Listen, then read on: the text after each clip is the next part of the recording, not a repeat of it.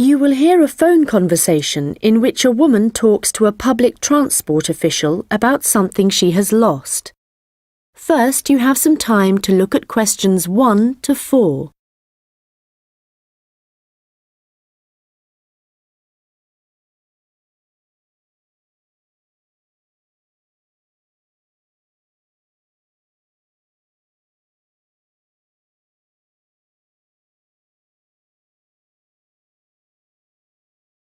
Hello, City Transport Lost Property. How can I help you? Oh, hello. Yes, I'm calling about a suitcase I lost yesterday. I don't suppose I'll get it back, but I thought I'd try. Well, some people do hand lost items in, so you might be lucky. Let's put the details into the computer. OK. Right, so let's start with a description of the suitcase. OK, well, it's small, and it's the type you can pull along on wheels. How about the colour? Yes, it's black, but not exactly plain black. It has some narrow stripes down it, sort of grey. Actually, no, they're white, now I think about it. OK, I'll just add that information. Now, were there any items inside it? Yes, I had a big bunch of keys in there. Luckily, my assistant manager has an identical set, so she's going out this morning to get some copies made. So, therefore, your office... That's right. My house keys were in my pocket, thank goodness. Anything else? There were a lot of documents, but they're saved on my laptop anyway, so they don't matter so much. But the thing I'm really worried about, I haven't even taken it out of the box yet, is a camera I just bought. That's really why I'm calling. I can't believe I've lost it already. I see. Well, let's hope we can find it for you. Was there anything else? I don't think so.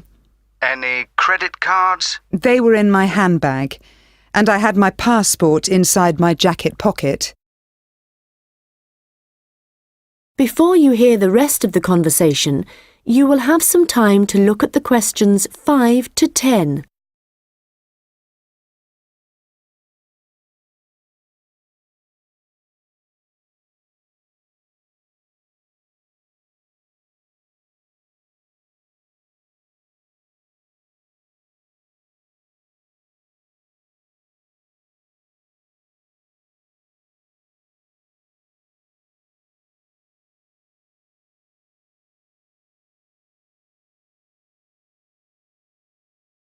Now listen and answer questions 5 to 10. Money, clothing, any personal items? Let me think. I had an umbrella. It was black. No, blue. But obviously that isn't as important as the other things. No, but it all helps us identify your property and get it back to you. Anyway, I just need to ask you for some basic details about your journey. So it was yesterday, was it? That's right. In the afternoon. Around 2 p.m, maybe 2:30. OK, so that'd be May the 13th. Yes. I was heading to Highbury. That's where I live. All right, and you mentioned a passport, I think. So you were coming from the airport, I presume? Yes, and I was looking forward to getting home so much, and what with being tired and everything, I think that's why I just forgot about the case. And how were you travelling when you lost your property? What kind of transport were you using? I thought about getting the train, but that would have meant a bus journey as well, and I couldn't be bothered. So I decided to take a taxi eventually.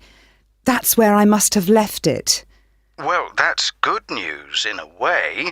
It's more likely that a driver would have found it and handed it in. I hope so. Well, I need your personal details now. Can I have your full name, please? Yes, it's Lisa Docherty. I'll spell that for you. It's Docherty.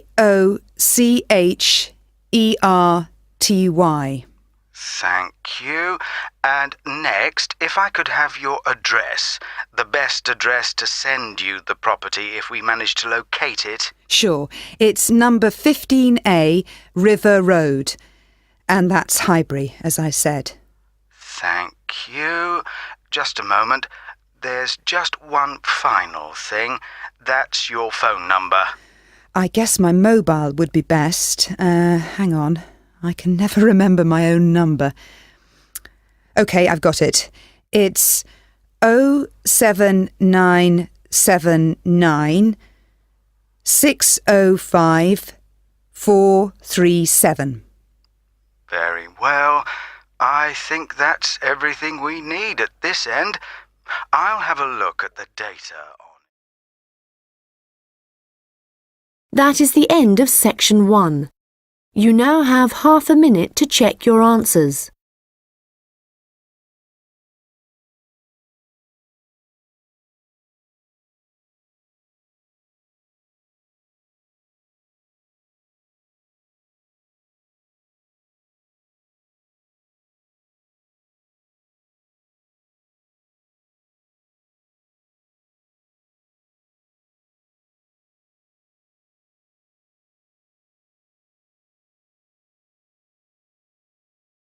Now turn to section 2.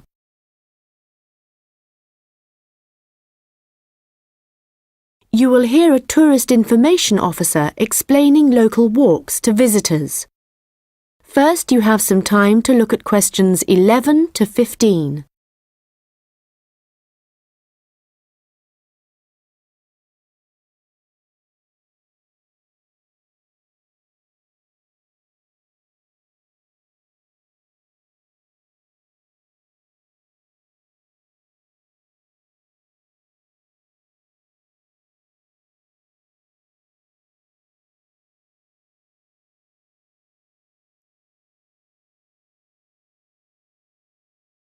Welcome to everyone here.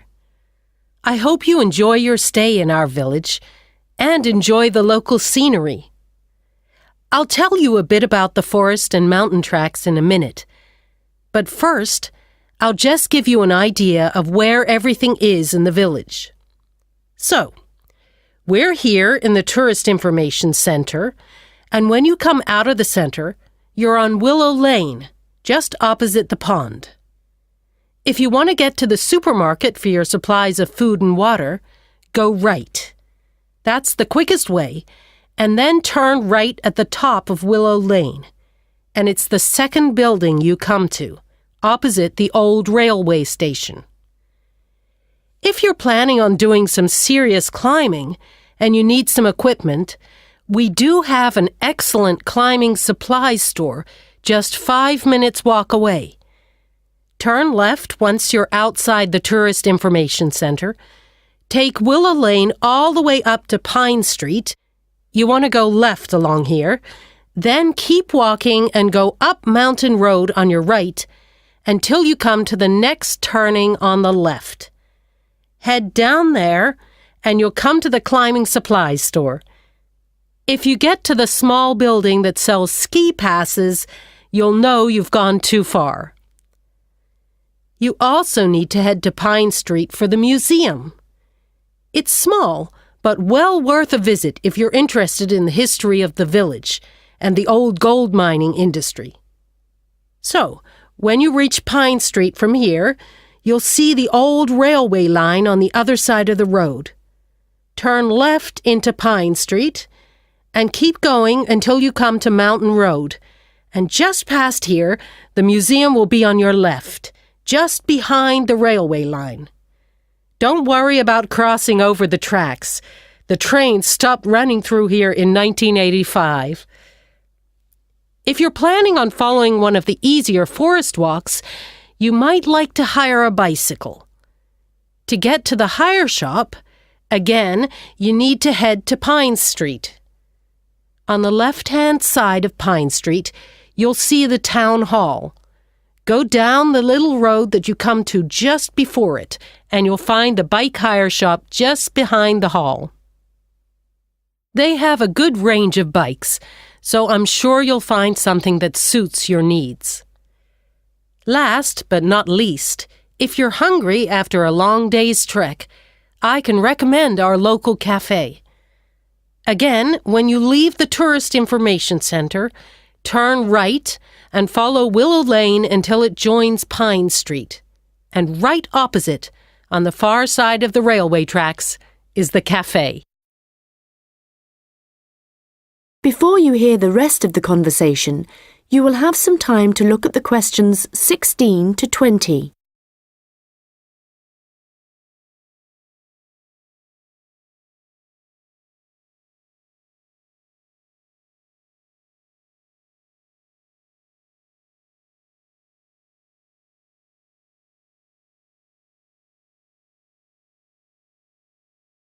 Now listen and answer questions 16 to 20. Okay, let me tell you a little bit about the different tracks we have here. All of them start at the end of Mountain Road, and you'll find a parking lot there where you can leave your vehicles. Let's start with North Point Track. It's a gentle route through lowland forest, good for biking and probably the one for you if you have small children. There's a wooden hut where you can stay at the end of the track, but be aware that it's really just an overnight shelter, and you'll need to take your own sleeping bags and cooking equipment. Another option is the Silver River Track. As the name suggests, you'd be following the river for most of the way, and you get to see some of our beautiful native birds. But the track also goes through a densely forested area. Unfortunately, the signposting isn't very good in places, and you do need good map reading skills to avoid becoming disoriented, which happens to visitors a little too frequently, I'm afraid. Valley Crossing will take you through some stunning scenery, but there are several points along the way where you'll need the level of fitness required to get over some pretty big rocks. Stonebridge is one of the shorter tracks, but very steep as it takes you up to the waterfall, and you do need to be in good condition to manage it. Lastly, the Henderson Ridge track will take you all the way to the summit of the mountain. Do bear in mind, though, that at this time of year the weather is very changeable, and if the cloud suddenly descends, it's all too easy to wander off the track. It's best to check with us for a weather report on the morning you think you want to go. On the way to the summit, there's a hotel which provides comfortable rooms and quality meals, so it's worth climbing all that. That is the end of section 2. You now have half a minute to check your answers.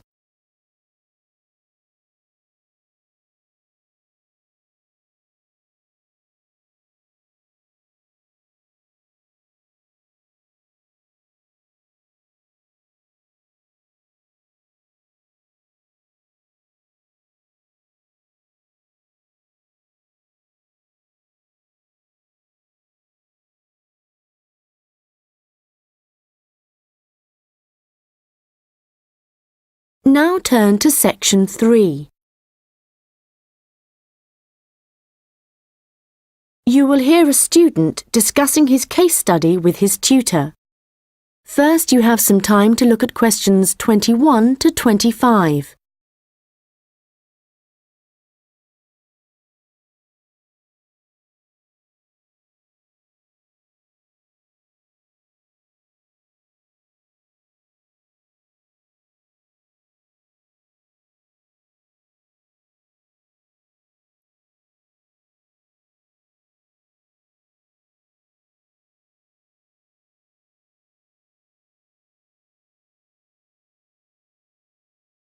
Well, James, I've had a look over your case study, and for a first draft, it looks promising. I have to be honest, when you told us we had to write about a furniture company, it didn't sound like the kind of thing that would interest me. But since then, I've changed my mind. Why's that?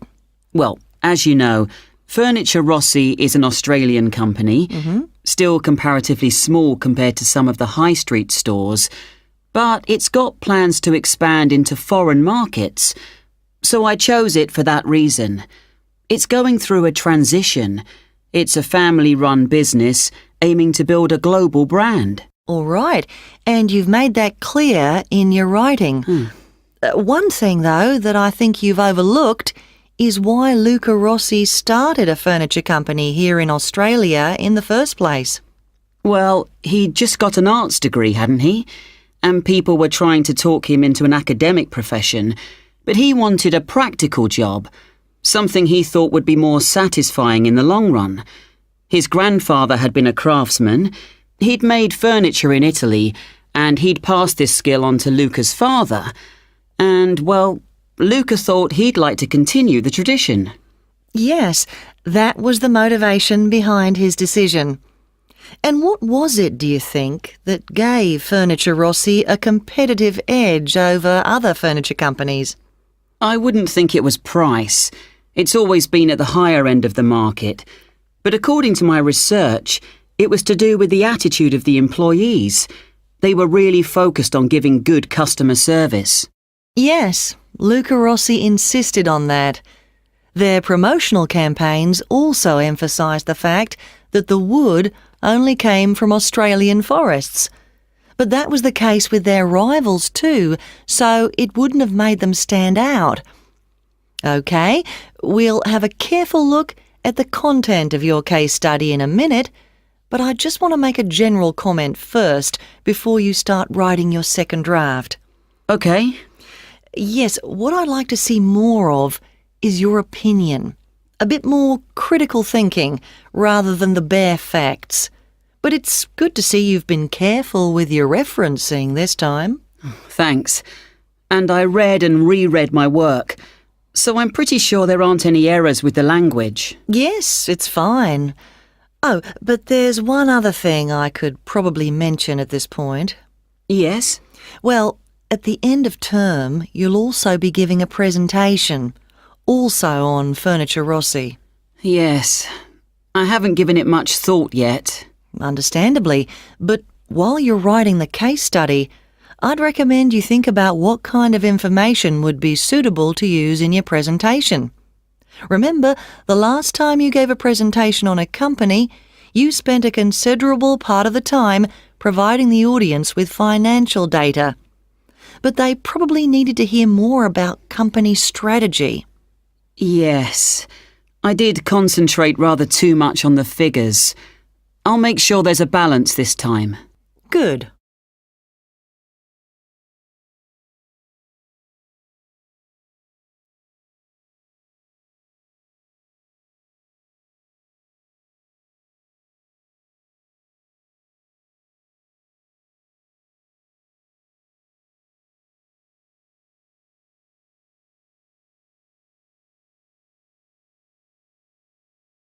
Now listen and answer questions 26 to 30.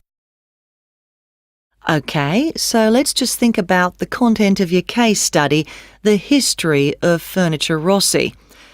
I see here in paragraph 4, you're talking about how Luca Rossi raised the capital for his new business venture. And then you're talking about the customer base growing much wider. But what was it that prompted this growth? Well, that was to do with the quality of the furniture products that the company was selling. People loved that it was all handmade and would last. And because demand from customers kept growing? Well, then Rossi needed to take on more craftsmen so they could make sure the orders were ready on time. And then he also had to set up 2 new warehouses to make distribution quicker. Yes, and from there, the company really grew. But think what happened next. They started looking at ways to increase their profits and called in a consultant. And what he saw immediately was that the infrastructure was completely outdated. They were paying 3 full-time admin staff just for data entry. So he recommended they upgrade their software programs, and that, in turn, cut operational costs and just speeded everything up. I'm surprised they didn't get onto that earlier. But I suppose Luca Rossi was more interested in the design aspect, rather than the finance side of things. Yes, I imagine that's why he eventually turned the day-to-day running of the company over to his son. And in fact, it was the son, Marco, who persuaded his father to move on from traditional television advertising and go online instead. I guess that's the best way to reach people. It can be, but initially customers actually complained. Why? Well, some users found it hard to navigate their way around the website, so they were getting frustrated and giving up. So then the company called in a professional to improve it. Oh, I see. He must have done a good job. They've had a continuous 3-year rise in revenue, so things must be going well. Indeed. And what of the future? Well, I probably need to talk about this a bit more in the concluding paragraphs, don't I? Consumers are already aware of the quality of the furniture, that's for sure. But I think the company is aiming to publicise their values. The fact that they have respect for beauty, durability and functionality and the environment. A lot of companies are already... That is the end of section 3. You now have half a minute to check your answers.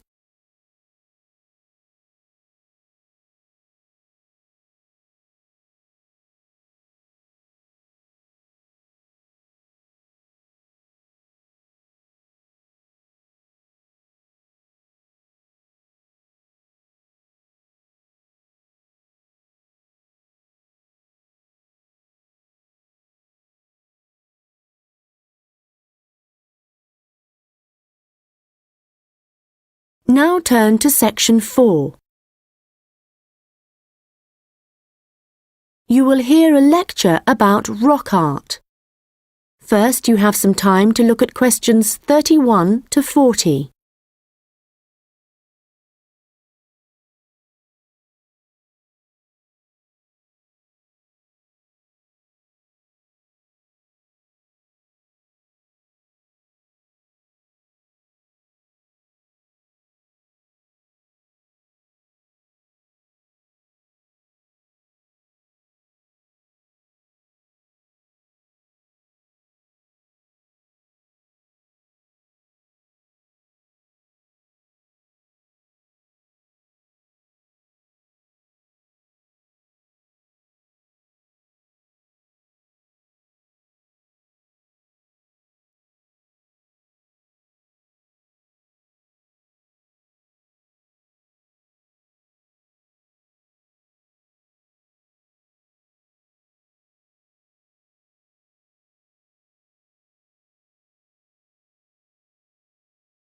Now listen carefully and answer questions 31 to 40.